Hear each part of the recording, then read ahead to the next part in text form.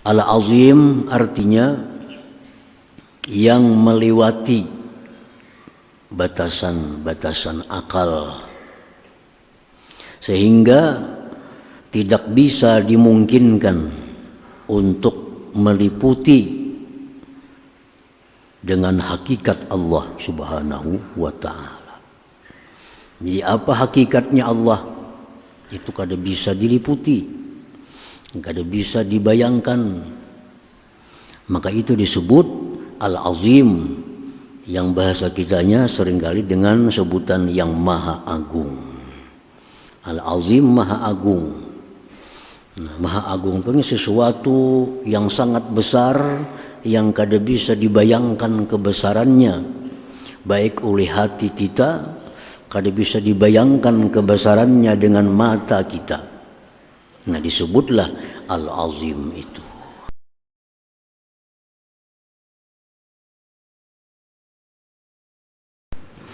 Bismillahirrahmanirrahim. Alhamdulillahilladzi samma nafsahu bil azim. Qala ta'ala fi kitabihil karim wa huwal aliyyul azim. Asyhadu an la ilaha illallah wahdahu la syarika lahul alimul hakim. Wa asyhadu anna sayyidana Muhammadan abduhu wa rasuluhur raufur rahim. Allahumma salli wa sallim wa barik ala sayyidina Muhammadin syifa'is saqim wa ala alihi wa ashabihi wa dzurriyyatihi wa man tabi'a manhajahul qawim, amma ba'du. Al-mukarramun wal muhtaramun, para habaib dan para alim ulama, para muhibbin, hadirin, hadirat rahimakumullah. Puji syukur selalu kita haturkan kehadirat Allah Subhanahu wa ta'ala, yang mana dengan taufik hidayah serta inayahnya jualah kita malam ini kembali bisa berkumpul di Masjid Bustanul Muhibbin yang penuh berkah dan rahmat ini. Salawat dan salam atas junjungan kita Nabi besar Muhammad sallallahu alaihi wasallam dan seluruh keluarga, para sahabat, zurriyat dan pengikut beliau sampai hari kiamat nantinya. Para muhibbin rahimakumullah, ar-rabi wa thalathun min asma'illahil husna al-azim, yang ke-34 dari asma'ul husna al-azim. Qala al-imam al-Ghazali rahimahullah, al-azim huwa alladhi jawaza hududal aqli hatta la tutasawwaru ihatatu bikunhihi subhanahu wa ta'ala. Al-azim artinya yang melewati batasan-batasan akal, sehingga tidak bisa dimungkinkan untuk meliputi dengan hakikat Allah Subhanahu wa ta'ala. Jadi apa hakikatnya Allah? Itu kada bisa diliputi, kada bisa dibayangkan. Maka itu disebut Al-Azim, yang bahasa kitanya seringkali dengan sebutan yang Maha Agung. Al-Azim Maha Agung. Nah, Maha Agung itu sesuatu yang sangat besar, yang kada bisa dibayangkan kebesarannya, baik oleh hati kita, kada bisa dibayangkan kebesarannya dengan mata kita. Nah, disebutlah Al-Azim itu. Apabila sesuatu itu masih bisa dibatasi oleh penglihatan, atau sesuatu itu masih bisa dibatasi oleh hati kita, maka sesuatu itu kada bisa disebut Al-Azim. Nah, para muhibbin rahimakumullah, Allahu azimun bi dzatihi, azimun bi sifatihi, azimun bi af'alihi, azimun bi sultanihi, ay la yutasawwaru an tudraka haqiqatuha. Allah Ta'ala itu azim pada zatnya. Zat Allah itu Maha Agung. Apa arti Maha Agung? Kada bisa diliputi, diperdapati dengan secara menyeluruh. Apa itu zat Allah Ta'ala? Hati kita kada sanggup, akal kita kada sanggup untuk memperdapati, menyelidiki bagaimana itu zat Allah Subhanahu wa Ta'ala. Lalu disebut Maha Agung. Azimun fi sifatihi, agung pada sifatnya. Sifat Allah itu kada sanggup kita menyelidikinya, kada sanggup untuk memperdapatinya bagaimana kebesaran daripada sifat Allah itu. Makanya disebut agung. Kerajaan Allah itu maha agung. Karena bagaimanapun hebatnya manusia kada akan mampu untuk memperdapati, menyelidiki kebesaran daripada kerajaan Allah Subhanahu wa Ta'ala. Nah, jadi itulah disebut Al-Azim tadi. Jadi agung bukan pengertiannya besar, sangat besar. Nah, agung itu artinya sesuatu yang kada bisa diliputi, kada bisa diselidiki oleh mata, oleh telinga, oleh hati kita, sehingga disebut azim, agung, maha agung. Nah, para muhibbin rahimakumullah, apabila ada makhluk Allah yang disebut dengan sebutan agung, misalnya ada Sultan Agung, ada Raja Agung. Kalau ada yang baharu ini disebut dengan agung, itu artinya sesuatu itu lebih besar daripada sesuatu yang lainnya. Bukan agung secara mutlak. Sebab yang agung secara mutlak itu hanya itu milik Allah Subhanahu wa Ta'ala. Mahkamah Agung. Itu sering mendengar Mahkamah Agung. Kenapa disebut Mahkamah Agung? Karena di bawahnya itu ada yang kecil daripada itu. Ada putusan hakim. Nah, ini dikalahkan dengan putusan Mahkamah Agung. Mahkamah itu disebut agung karena dibanding dengan sesuatu yang di bawahnya. Tapi secara mutlak agung itu hanya nama Allah Subhanahu wa Ta'ala. Para muhibbin rahimakumullah. Jadi apa itu agung? Apa itu azim? Sesuatu yang kada bisa diselidiki kebesarannya dengan mata, telinga ataupun hati kita. Disebutlah dia maha agung. Al-mu'min bismillahirrahmanirrahim ay yu'azzim Allah Ta'ala. Orang yang beriman dengan nama Allah Al-Azim, kita percaya bahwa Allah mempunyai nama Al-Azim, Maha Agung. Kalau kita kada percaya, kita kada beriman. Karena dalam Al-Quran banyak disebut nama Allah Azim, wa huwal aliyyul azim, banyak disebut. Jadi secara sahih bahwa Al-Azim itu nama Allah. Kalau kita kada percaya Al-Azim nama Allah, berarti kita kada percaya dengan Al-Quran. Dan kada percaya dengan Al-Quran sama kada percaya dengan Allah Subhanahu wa Ta'ala. Jadi wajib kita percaya bahwa Al-Azim itu adalah nama Allah Subhanahu wa Ta'ala, karena ada dalam Al-Quran. Nah, kalau sudah kita percaya, beriman bahwa Allah Ta'ala itu punya nama Al-Azim, ayyu'azzim Allah Ta'ala. Kalau kita percaya Allah itu Maha Agung, maka kita mesti mengagungkan Allah.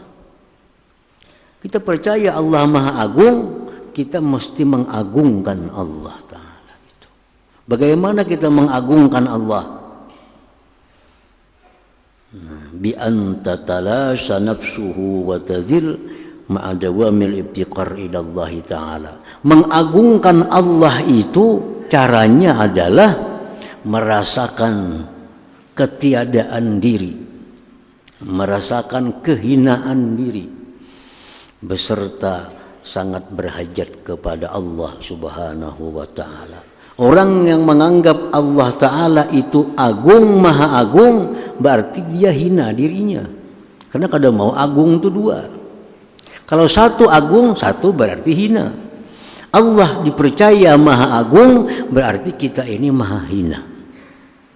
Maha hina.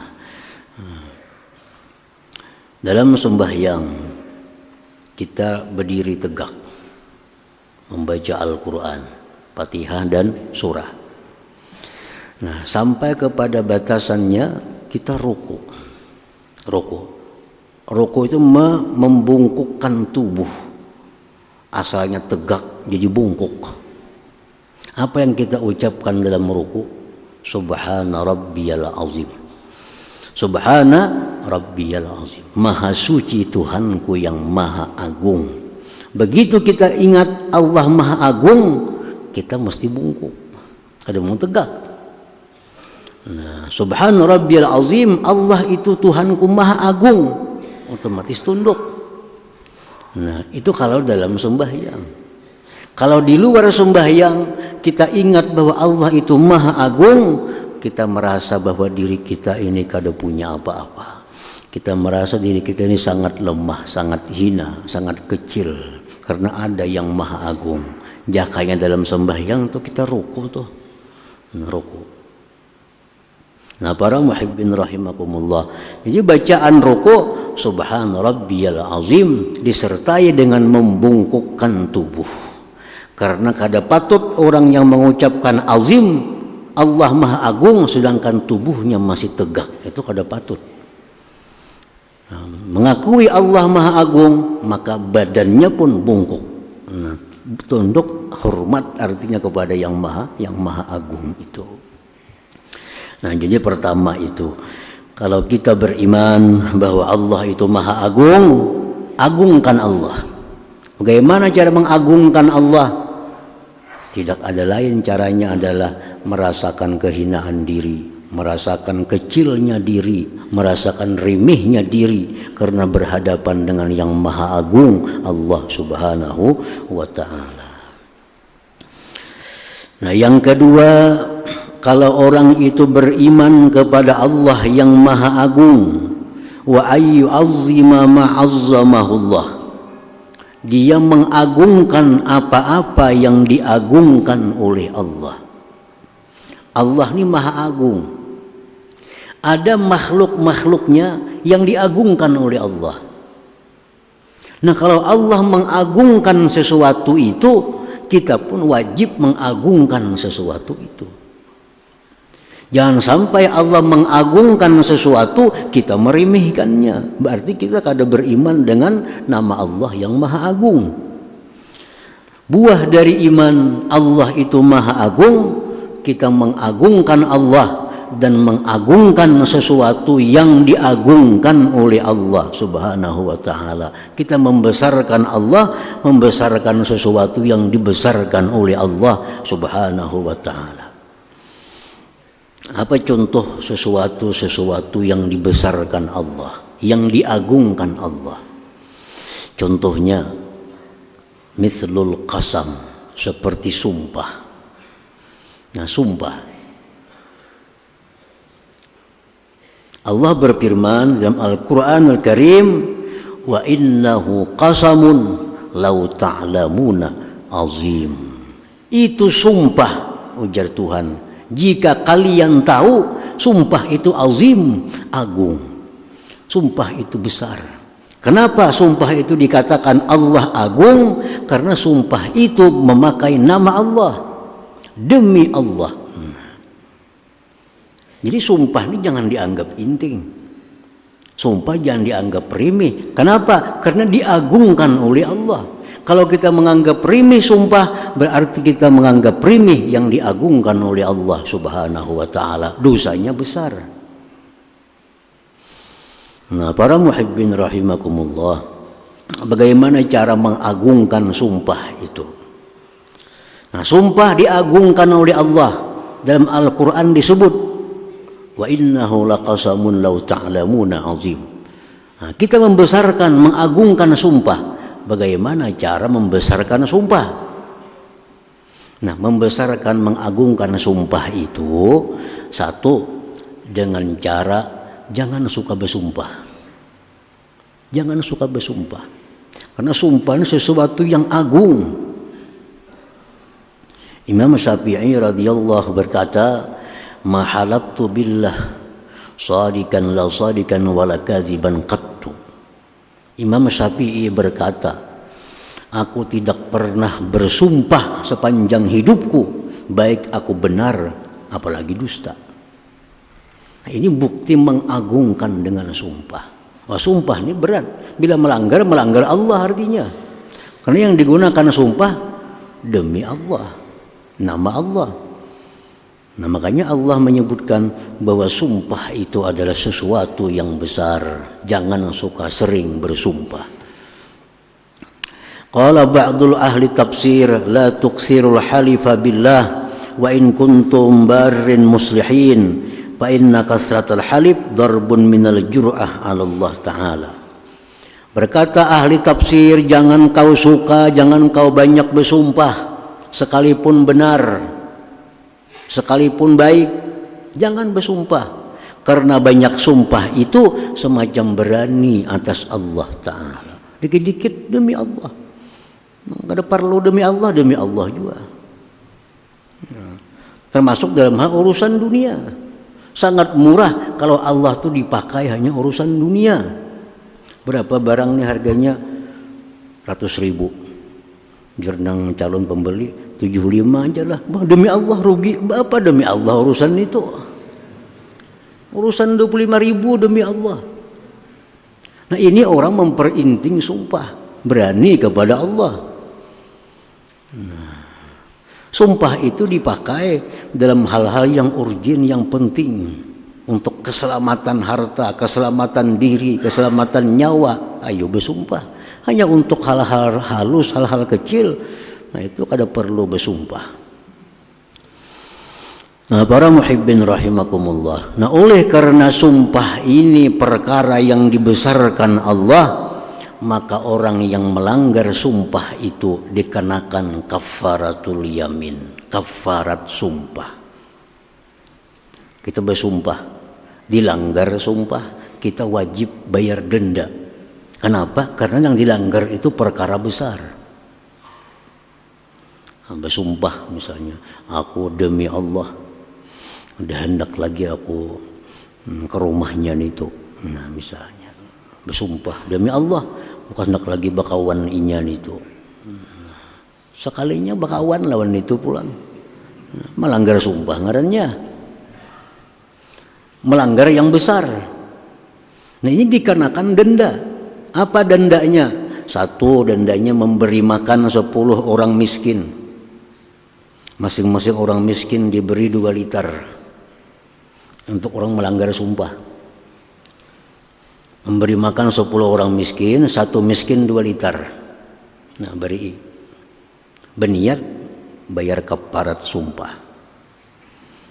Nah, atau boleh juga memberi pakaian 10 orang miskin. Nukar tapi 10 lambar, berikan kepada 10 orang miskin, niat membayar kafarat sumpah. Atau memerdekakan budak, kada ada budaknya lagi. Nah, bayar makan 10 orang miskin, kada sanggup. Nukarakan kain 10 orang miskin, kada ada duitnya, puasa 3 hari. Puasa bayar kafarat sumpah. Jadi melanggar sumpah itu melanggar yang besar. Makanya diwajibkan oleh Al-Quranul Karim, orang yang melanggar sumpah itu bayar kafarat.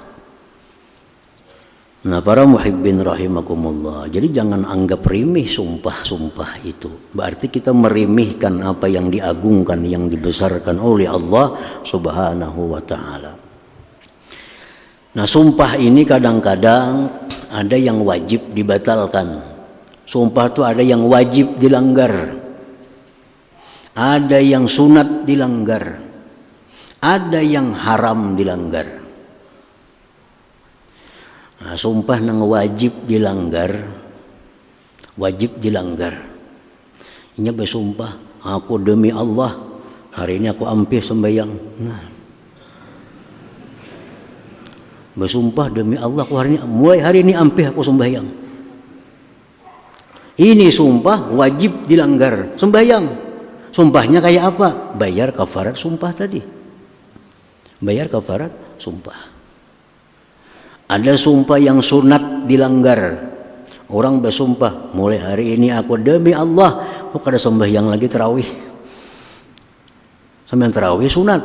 Nah, sunat dilanggar sumpah, langgar sumpah, sembahyang tarawih, tapi wajib bayar kafarat sumpah itu. Ada yang boleh dilanggar. Demi Allah, aku mulai hari ini kok kada makan nasi lagi. Panggung bile aja lagi. Bersumpah. Nah, boleh dilanggar, makan nasi, tapi bayar kafarat sumpah. Nah, ada yang haram dilanggar. Aku mulai hari ini demi Allah kada akan melakukan zina lagi.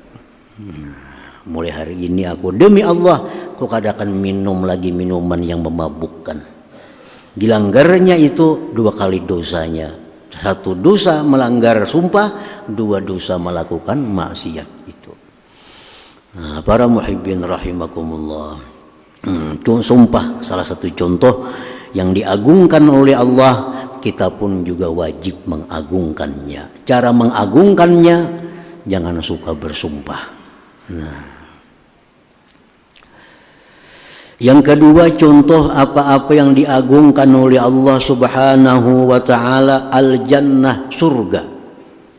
Surga ini ciptaan Allah yang dibanggakan Allah. Allah sangat bangga menciptakan surga dan diagung-agungkan oleh Allah surga itu. Nah, karena surga ini diagungkan oleh Allah, kita pun wajib mengagungkan surga. Bagaimana cara mengagungkan surga? Caranya sangat ingin masuk ke dalamnya. Karena surganya diagungkan oleh Allah, timbul hati kita sangat ingin untuk masuk surga. Tanda orang yang mengagungkan surga. Kalau kawat dengar surga, kalau hendak benar masuknya. Ini baik orang diamalkan. Boleh jamaah amalkan ini kan masuk surga, bah diamalkannya. Soalnya mengagungkan surga, kepingin dengan surga itu. Ikam jangan melakukan ini. Bila melakukan ini, ikam kada bakal ke surga, kada waninya, kada bakal ke surga. Karena surga itu sangat diagungkannya. Ini contoh orang mengagungkan surga. Nah, orang yang kada mengagungkan surga, ikam baik baca ini nah. Ikam bila baca ini 3 kali, ke surga mati. Dosa gini aku kada baju kada ke surga mati. Nah, ini orang kada mengagungkan surga. Kalau kita kada mengagungkan surga, risikonya 2. 1, dosa besar. Yang kedua, bisa murtad. Surga yang diagungkan Allah, kita kada kepingin. Nah, jadi surga wajib diagungkan. Dan lagi sebagian yang diagungkan Allah apa? Neraka, an-nar. Dalam Quran disebut walahum fil akhirah azabun azim. Mereka di akhirat nanti azabun azim, azab yang agung, azab yang besar, azim, neraka. Nah, neraka ini diagungkan oleh Allah, supaya apa? Supaya kita jangan hendak masuk ke neraka. Nah, orang yang kadang mengagungkan neraka, dia mau masuk neraka. Kan jangan melakukan inilah bujurai untung, tapi kan masuk neraka, biar akan neraka. Nah, ini orang kadang mengagungkan neraka. Nah, orang nang berucap biarkan neraka mati kalau bapak juga. Ini antara 2. Bila ada dosa besar atau keluar dari agama Islam. Nah, jadi neraka, surga jangan jadi bahan ulu-ulu. Sumpah jangan jadi bahan ulu-ulu, karena ini sesuatu yang diagungkan oleh Allah Subhanahu wa taala. Nah, para muhibbin rahimakumullah, wal Quran ini yang diagungkan Allah. Allah berfirman, walaqad atainaka sab'am minal mathani wal Qur'anal azim. Nah, Qur'anal azim, Quran yang agung. Makanya Quran itu kada boleh disentuh kalau kada bersuci. Quran kada boleh diletakkan di lantai sejajar dengan sandal. Kada boleh. Kenapa? Quran itu sesuatu yang diagungkan oleh Allah, dan kita wajib mengagungkannya. Mengagungkan Al-Quran itu wajib, meremehkan Quran itu dosa besar dan bisa menyebabkan dia keluar daripada agama Islam. Nah, para muhibbin rahimakumullah, ada seorang ahli maksiat. Ahli maksiatnya seraba mau artinya, minum mau, segala mau, jalan. Melihat ada di jalan nih tulisan Bismillahirrahmanirrahim. Di jalan, di kartak ada kertas bertulisan Bismillahirrahmanirrahim. Melihat orang ahli maksiat tadi, oh ini nama Allah nih, Quran nih. Diambilnya Bismillah tadi. Diambilnya Bismillah tadi. Dibersihkannya. Diletakkannya ke tempat yang tinggi. Nah, di akhirat Allah berterima kasih dengan orang ini dan diampuni Allah dosa-dosanya. Karena mengagungkan nama Allah Al-Quranul Karim. Orang ahli maksiat melihat ada Bismillah di kartak, ambilnya, bersihkannya, diciumnya, diletaknya ke tempat tinggi. Di akhirat Allah mengucapkan syukur kepadanya sekaligus diampuni dosa-dosanya. Nah, jadi jangan dianggap inting Quran, jangan ditimbai. Quran jangan diulah di mana-mana karena sia-sia. Jangan. Quran itu ada aturannya. Kalau Qurannya sudah kada kau dipakai lagi, ada aturannya kayak apa caranya. Ini Quran dibaca sudah kada kau lagi, sudah hurufnya sudah, kertasnya sudah rusak, buang ke sampah, kafir kita. Udah Quran nggak terpakai lagi nih, buang dah ke sampah, kafir kita. Nah, jadi kalau menghadapi Quran yang macam itu, disebutkan dalam kitab-kitab fikih, cari tempat tanah, tabuk tanah, tabuk patak Quran di situ. Nah, itu menyelamatkan Quran yang sudah kada kau dimanfaatkan lagi. Jadi membuang Quran kada kau sembarangan kayak membuang sampah kantungan itu. Ini benda yang agung. Al-Quran al-Azim, dan Quran yang agung, ujar Tuhan. Kalau Tuhan menyebut agung, kita wajib mengagungkan Al-Quran. Wa kaidun nisa, dan sesuatu lagi yang diagungkan Allah, tipu daya wanita, tipu daya perempuan, godaan perempuan. Ini disebut Allah dalam Al-Quran, inna kaidakunna azim. Tipu daya perempuan, godaan perempuan itu azim, besar. Jangan dianggap penting. Banyak nabi-nabi yang ditegur oleh Allah karena urusan perempuan. Banyak aulia-aulia yang dicabut kewaliannya oleh Allah karena godaan perempuan. Banyak orang yang mati kehilangan iman karena godaan perempuan. Jadi jangan anggap penting godaan perempuan, karena Allah menyebut inna kaidakunna azim, godaan kalian itu azim, besar. Jangan dianggap penting. Berduaan dengan perempuan yang bukan mahram, jangan dianggap remeh. Allah membesarkan itu. Nabi Yusuf ada sangkut paut dengan perempuan. Nabi Daud ada sangkut paut dengan perempuan sehingga ditegur oleh Allah Subhanahu wa taala. Ada aulia-aulia yang dicabut kewaliannya karena tergoda dengan perempuan. Ada orang yang imannya bagus tapi matinya keluar Islam karena perempuan. Di Mesir di kitab Al-Kabair disebutkan seorang laki-laki muazzin. Muazzin puluhan tahun jadi muazzin di masjid di negeri Mesir. Suatu hari kan muazzin dulu ada pakai mic naik ke menara azan situ. Di menara kan tinggi kelihatan di bawah. Setiap kali azan si muazzin melihat ada bebinian tuh lewat di bawah. Nah, isuk azan ada pulang binian tuh lewat.